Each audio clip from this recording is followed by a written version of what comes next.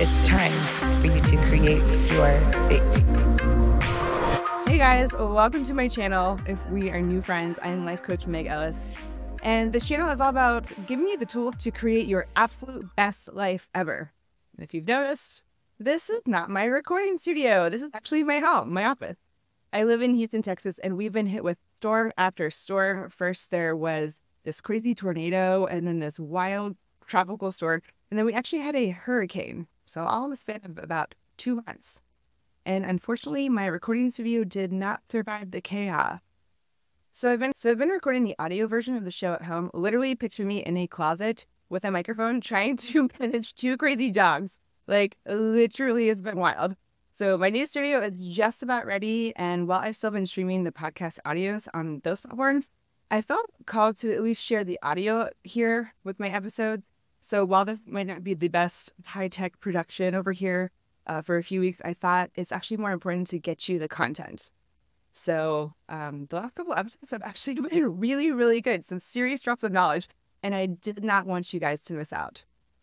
So thanks for showing up for me on YouTube. I promise to keep showing up for you even through all this crazy weather. So if you see this video, just know that the audio is about to stream and that I will be back on video in the next couple of weeks. So thank you for being patient. Thank you for sticking around. And of course, I'll be leaving you with one last thing. Expect good things always. Welcome back to Create Your Faith, the life coaching podcast designed to give you the tools to create your absolute best life ever. I'm your host, life coach Meg Ellis, and I've helped thousands of people create beautiful and fulfilling lives by applying the law of attraction, the Enneagram, and many other mindset techniques. And today we are talking about confrontation. Ooh! And all of the mindset techniques I will be giving you. Yikes! Even the word. That word alone just makes your toes curl. This episode is for you, and trust me, I am with you. I feel like confrontation is definitely one of my life lessons down here. You know, it's just not a natural skill of mine. It's definitely something that scares me, and I know it scares a lot of people. So we're going to talk all about it today. We're going to talk about why it's scary and actually what happens when you avoid it. Spoiler alert, it doesn't go away. We're going to reframe the way we see confrontation and how we see ourselves in confrontation. We're going to stop denying a lot of things and start accepting a lot of things about confrontation. We're going to be able to figure out, hey, is this just your mind playing tricks on you, trying to avoid a confrontation? Or, hey, what can we do to settle this without having a major confrontation?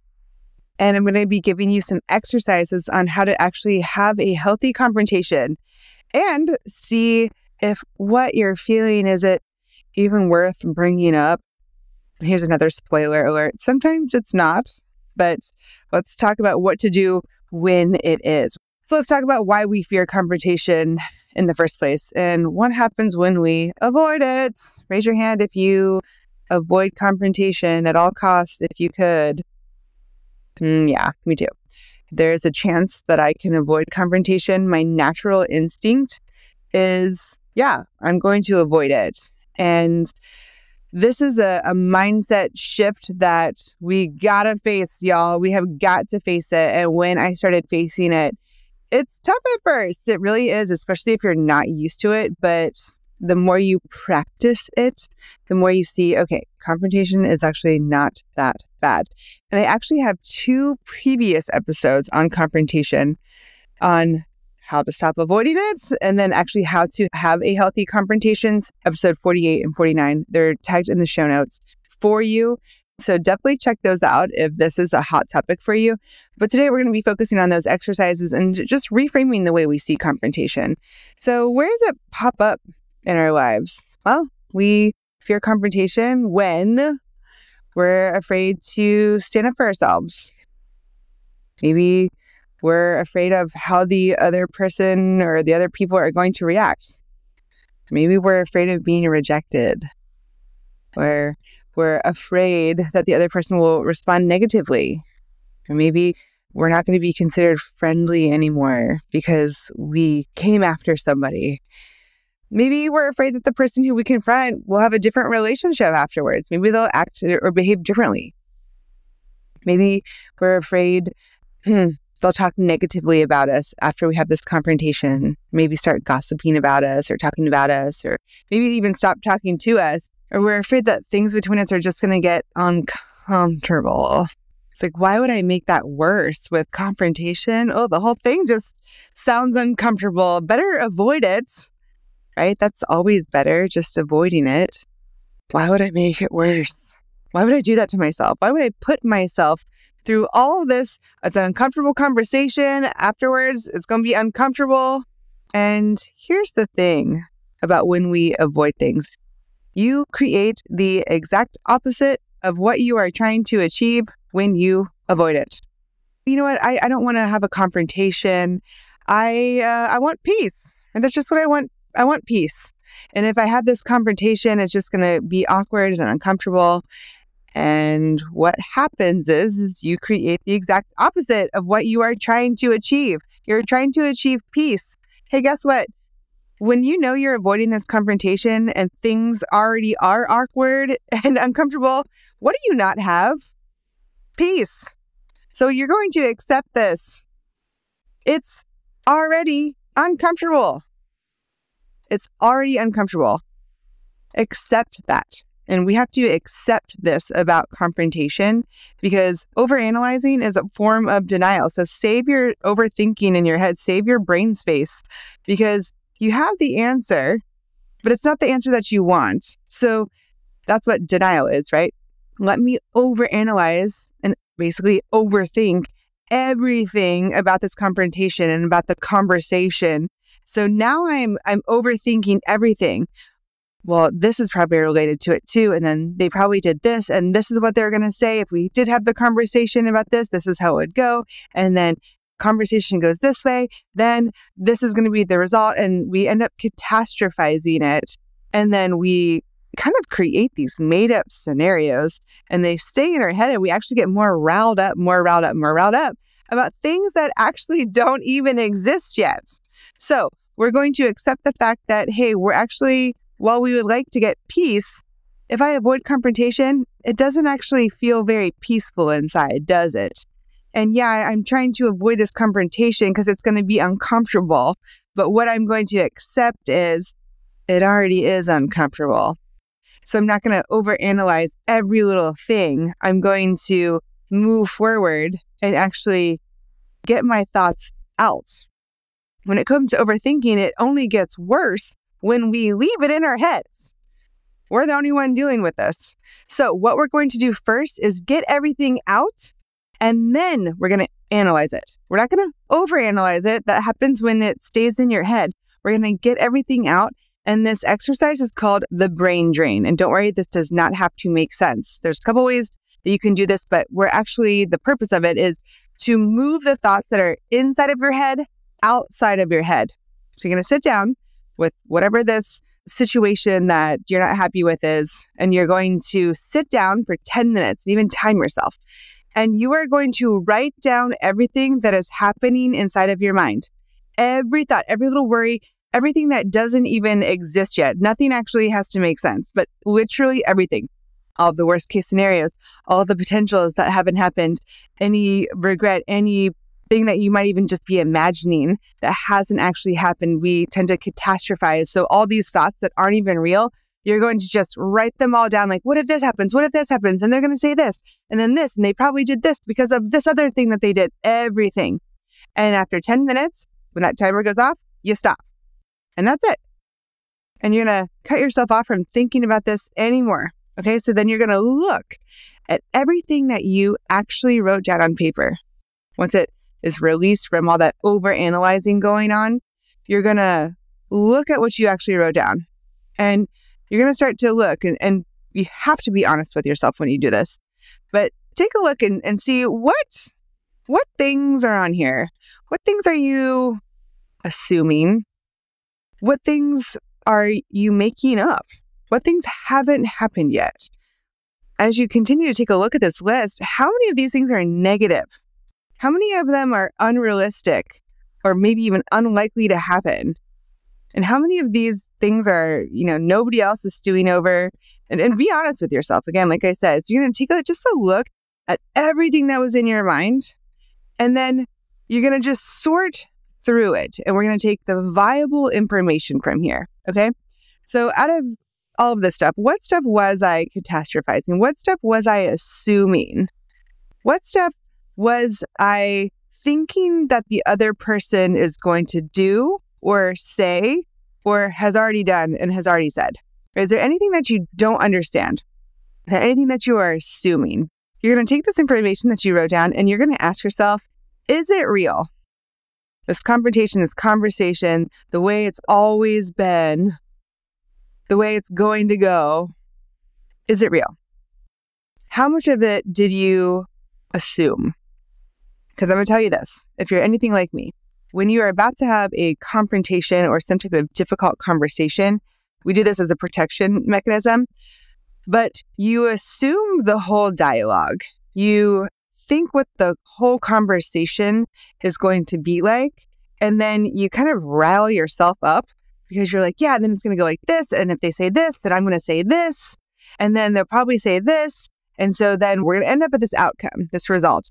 And that actually makes you even more mad because maybe it's not the result that you even want. Or they're probably going to say this because you don't want to get your hopes up and think the conversation is going to go well. We're going to get to that in a second.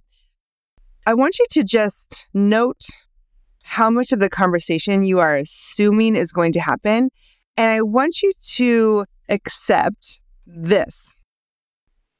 You are responsible for 100% of your 50%.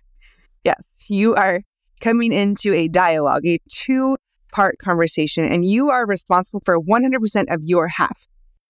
And when you assume 100% of the conversation, I just know they're going to say this, or they're probably going to say this.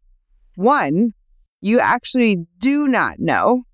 And two, the things that you are assuming are probably negative. So you have to accept, right? We're accepting a lot of things about confrontation here.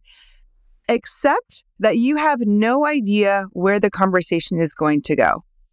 And when you go into a conversation or a confrontation, as we sometimes see conversations, thinking you know where the conversation is going to go, you don't really go in as an active listener. You don't really go in open-minded. You kind of get set on the way you think it's going to go. And a lot of times that way is not good. So we got to dial back our assumptions here. And then we're going to shift our assumptions, because if you are going to assume anything, why not assume the solution that you want is going to happen? Because remember, where I direct my thoughts, what I think about, I get more of. So why would I not think the conversation is going to go well? That's the first thing. Where are you directing your energy? And then you're going to dial that energy back to just your 50% of the conversation and go into it being open-minded to actually listen to see what the other person says. All these things that you wrote down in your brain drain, all of it's out of there. And you can see, whoa, I'm totally overthinking it here, here, and here. And also I'm assuming that they're going to say this, this, this, and this. These things are actually not real.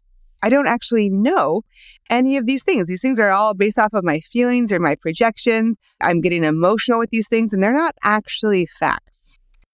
So we're going to just dial it back a little bit. And the second thing that we're going to accept about confrontation is we're going to accept the fact that confrontation is not the problem. Confrontation is the solution. What? Confrontation is the solution? My mind is blown. Yes, remember, it's already uncomfortable. You already have the problem. You're sitting in it. Reframe the way you view confrontation. Confrontation is the solution. Well, the other solution is no confrontation, right? Well, that's the trick your mind is playing on you. It'll just go away on its own. And here's the thing. If you do not like confrontation, you are probably somebody who likes to feel happy. I just want to feel happy. I don't want to cause any problems. I just want to keep the positive vibes, right? And here's the fallacy here. We think just because we are stepping something under the rug that it goes away. It doesn't go away. It gets stuffed down. Negative feelings don't just go away on their own. You end up actually carrying around the negative feeling, the negative energy longer. The quickest way to get rid of negative energy is to let it out. So confrontation actually allows you to carry around negative energy for less time. And I think we can all agree that every time that negative energy gets stuffed down, it gets worse and worse and worse. And it can kind of feel heavy to carry around. And now every little thing that the other person is doing is really bothering you, when if you had just had a confrontation, then maybe these little things wouldn't hurt so deep. Right? Because again, there's a lot of assumption in the other person's behavior. Oh, they're doing this, and that's why they're doing this little tiny thing. Now this little tiny thing is bothering me. No. We're going to stop assuming things. We're going to be 100% responsible for our half, but we're also not going to start picking apart all these little things. We're denying the fact that we are not addressing this. And just something to note, when you're in this frame of mind, you start looking for negativity. Because you're not addressing the negativity and you're sweeping it under the rug, you're actually carrying it around. And now that I'm carrying it around and it's a part of me, I'm going to actually start looking for more negativity. That's just how negative thoughts work. So if you are somebody who is consumed with these negative thoughts, I do want you to join my 21-day positive thinking challenge. It's going to talk all about negative thoughts, including ones that are stemming from fear and fear of confrontation and having these negative thoughts. And it talks about looking for more negative thoughts. So we're actually going to transform those negative thoughts into a positive mindset. And the best part is you can do it for under 10 minutes a day. It's completely self-guided. You can do it on your own time. If you join the challenge, you can actually participate with the online group for support and motivation, and it's just fun. So it starts on July 22nd. If you're hearing this after July 22nd, 2024, don't worry, you can still access the challenge as a course on my website, so you can complete it on your own. So if you want more information on how you can transform your negative thoughts, including these ones we're looking for when we're avoiding confrontation, into a positive mindset, so you can ditch the fear, ditch the self-doubt, ditch the anxiety, and live a life filled with peace. So if you're interested in this, check out the link in the show notes for more information. You can actually see how you can get your special offer to join today. Trust me, this challenge is amazing. I made it, but I also made it off of my own personal tactics of what I have applied. Because like I said, I have always hated confrontation. And I didn't realize how negative that was making me. And I stayed overthinking these negative thoughts, only attracting more negativity into my life, because that's how I identified. I identified as always hating confrontation. So we're going to actually reframe the way we even see it. We know, hey, confrontation is not the problem. It's actually the solution. We already have the problem, and we can choose to stick with it or not. The longer you put off the confrontation, the longer you're going to have your problem. And you got to think about it too. Accepting the fact that at some point, I'm going to have the confrontation. The only thing I cannot deny is the fact that I'm going to have it at some point. Would it be better if I had it before? Or would it be better if I had it afterwards? Common scenario is when two people want to move in together, right? Oh, it's so exciting. We want to move in together. And one person wants something and the other person wants something else. One wants a 1-bedroom apartment downtown, and the other one wants a 2-bedroom townhouse out in the suburbs. Accepting the fact that you are going to have that confrontation at some point. So if you accept that and reframe your thoughts around the fact that I am going to have a confrontation about this at some point, is it going to be better if I have the confrontation before I move in with this person in our example? Or is it going to be better to have this confrontation 6 months into our 2-year lease? So it's really not a matter of if I'm going to have a confrontation. It's a matter of when. So we're just going to reframe everything that you know about confrontation. Stop identifying as somebody who hates it. Reframe it. Reframe your identity around confrontation too. Start identifying as not somebody who hates it. Identify as somebody who is overcoming it or somebody who is getting better at it. And if I'm no longer identifying as somebody who hates confrontation, and if I'm accepting the fact that I am going to have a confrontation at some point when in time is best to have it, and if I start identifying as somebody who is overcoming the fear of confrontation, what would I do? Because this just goes back into alignment. You have to shift your thoughts from all the parts that you don't like about confrontation. This isn't going to work out for me. I fear it. I think I can avoid it. All these negative things that you're thinking about confrontation, they just start consuming your mind. So you're thinking about all these things that are super scary, right? You're going to change your focal point because you are likely thinking about what you don't want, what you don't have, what you can change, and what you can't control. And you've likely imagined this conversation going the worst possible way. And I want you to ask yourself, why have you not imagined the outcome that you do want? Why not? Because energy flows where your attention goes. You are literally inviting more negativity into your life. Again, we have this goal of, I just want to be happy and be in peace. But you are inviting more negativity into your life by thinking about all these outcomes that you don't want. That is out of alignment. You're not aligned with what you actually want to happen. And so if you're not aligned with it, how is it going to happen? It has less of a chance to happen if you are out of alignment. So just start thinking about, well, what do you want to happen? What can you change in this situation? What can you control? And that's going to give you a really great start to thinking that the conversation is actually going to go in the right direction. And that's going to help you lead your energy of taking that conversation in the right direction. And of course, being open to it going in the right direction. Because remember, you are 100% responsible for your 50%. You have no idea what the other person is going to say. So here's the last little point we're going to talk about is, how do I know if I should bring this up? And I want you to ask yourself this, like, okay, should I really bring this up, or am I just making a big deal about nothing? The first thing you're going to do is you're going to identify where your mind is tricking you. Because you're going to ask yourself, okay, is it worth it? And you're going to replace is it with, am I worth it? Am I worth it? Well, yeah, of course I'm worth it. And if something twinges there, if you feel like your mind might be tricking you into thinking, hey, you're not worth bringing this up. No. That's a you problem. That's not another person problem. That is you working on your own self-worth. So start there. You're worth it. You are worth it. And just start noticing when your mind is maybe saying, hey, you know what? You're not even worth it. Just deal with it. It's not that big of a deal.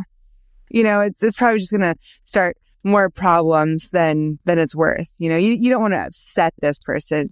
And you can kind of see where your mind is leading you.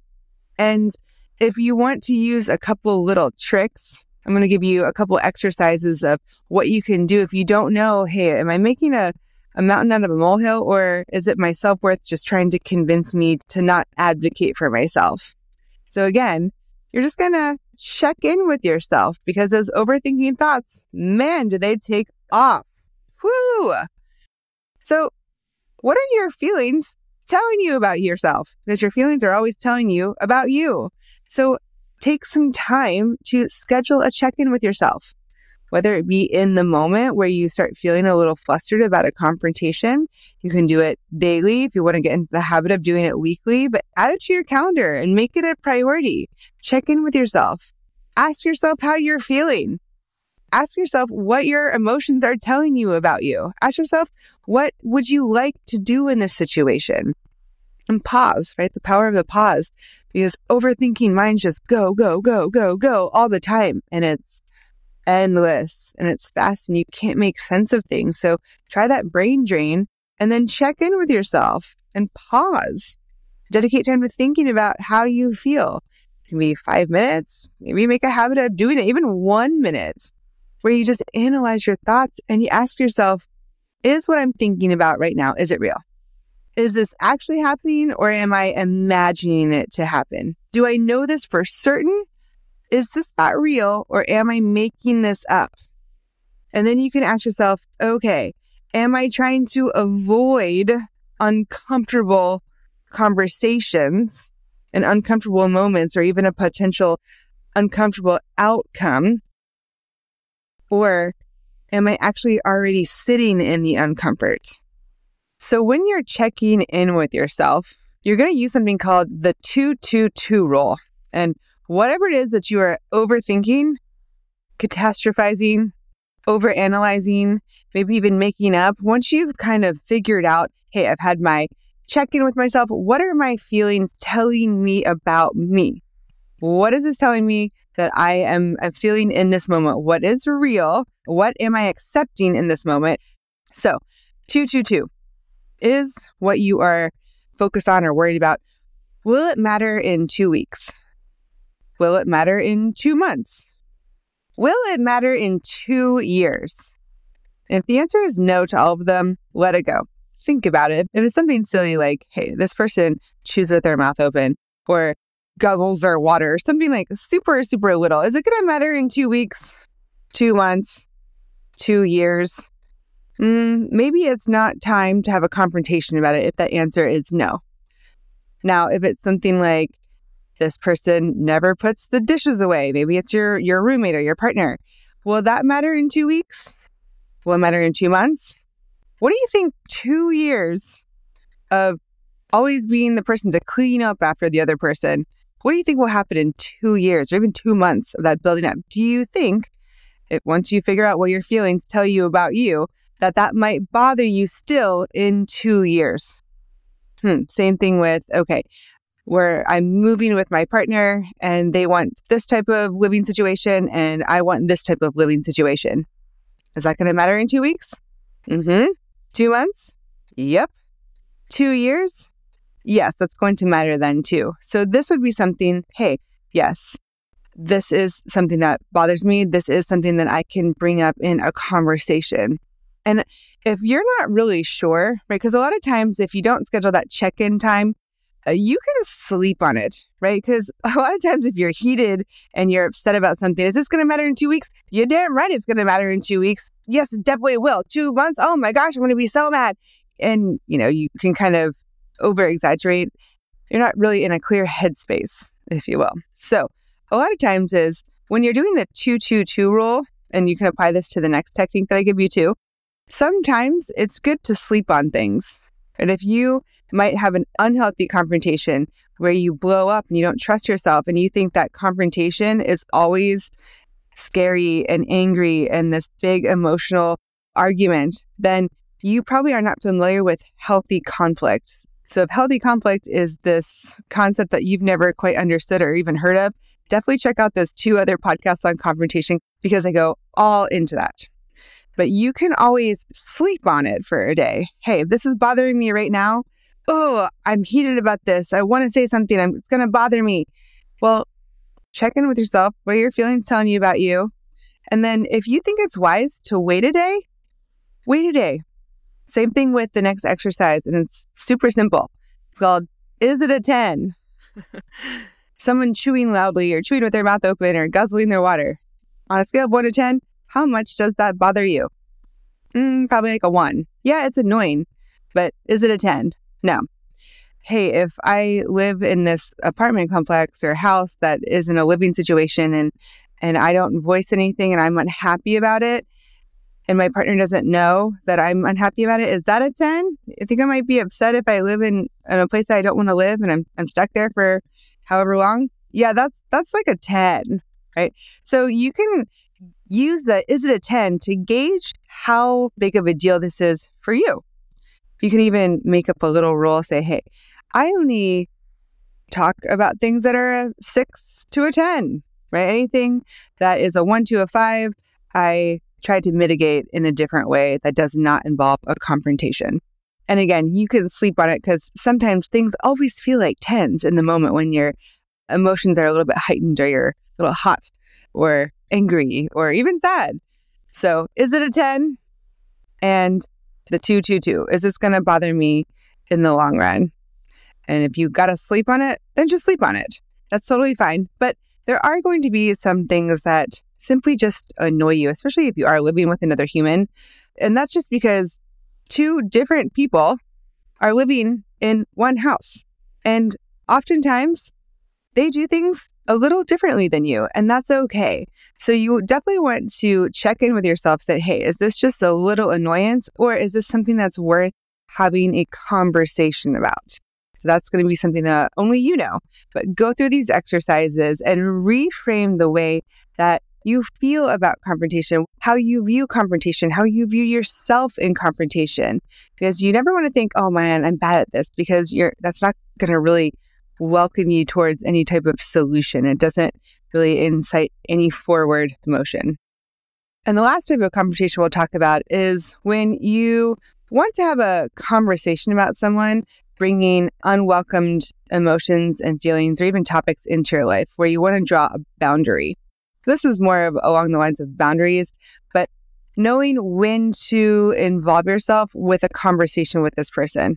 If someone is complaining about something and it's kind of become like a broken record, like, man, I really want to say something to them, but I don't want to bring them down, or I don't want to involve myself in the drama. One thing that you can always say is, that sounds really hard. I'm sure you'll figure it out. That is a game changer. Oh, that sounds really hard. I'm sure you'll figure it out. And then you just leave it at that. Because a lot of times, if people are coming to you and they're wanting this connection and this, misery loves company, if you don't give that to them, then that problem might weed itself out on its own. But you can also have a confrontation of like, okay, hey, is this going to bother me? This in 2 months, 2 years? Yes, this person is kind of draining my energy. If someone is constantly bringing negative energy to you and hey, this is really bothering me, you can have a positive conflict with them and say, hey, you know what? You are so important to me and I love our time together. We don't get a lot of it. And I'd rather focus on something a little bit more positive and a little bit more productive, because I know we can connect on some other things. So tell me about you. Tell me about something that is working out for you. And you can kind of drift the conversation that way without having this big, hey, you're draining me, I can't be around you anymore. Right? But if you avoid that conversation for so long and just put it up and stuff it down, then you could actually run the risk of ruining the relationship with that person. So just redirect the conversation. It does not have to be this huge confrontation. So I hope you enjoyed this episode. If you did, subscribe. I post episodes like this all the time, and definitely check out that 21-day positive thinking challenge. Click the link in the show notes for all the details and for your special offer. Regardless of whether you are doing the challenge with us in July 2024, if you're listening to this after, you can still do it on your own. So be sure to check that out. And if you know someone else who might join you, send it to them as well. I so appreciate every time that you share this podcast with other people. So definitely send this to a friend who might be going through their own fear of confrontation. Just know it helps them grow. It helps me grow. It helps you grow. It helps us all grow, so I can continue to produce these episodes for y'all and get amazing guests on the show for us all to learn from. So that's all I got for you today. But of course, if I could leave you with just one thing, it's this. Expect good things always, and they will happen. Be sure to check out my brand new digital course, 21 Days to Positive Thoughts. Go from being consumed with negativity to actually thinking kind things about yourself in only 3 weeks. That's right. Head over to letscreateyourfate.com or check out the link in the notes to get 21 Days to Positive Thoughts now. And for a limited time, you can get the course for only $29 when you take my free masterclass, Manifesting 101. That's right, 2 courses for only $29.